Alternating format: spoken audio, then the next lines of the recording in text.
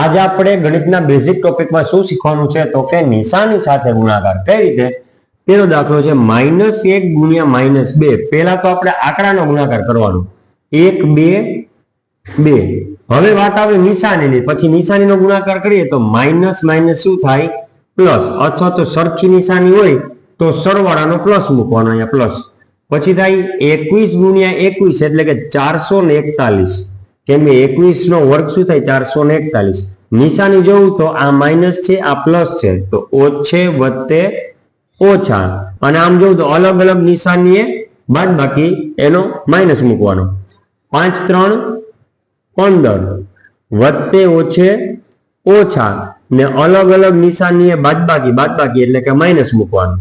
અને આમ જોવા જાવ તો 6 10 શું થાય? 60. અને આપણે 6 10 60 કરી નાખીએ, પણ જોવું 6 ની નિશાની વત્તા 10 ની નિશાની વત્તા તો વત્તે વત્તે શું થાય? વત્તા. એટલે 60 નો જવાબ શું આવે છે? વત્તા. હવે -8 ગુણ્યા -7 આનો જવાબ તમારે કમેન્ટ બોક્સમાં કમેન્ટ કરીને આપવાનો છે.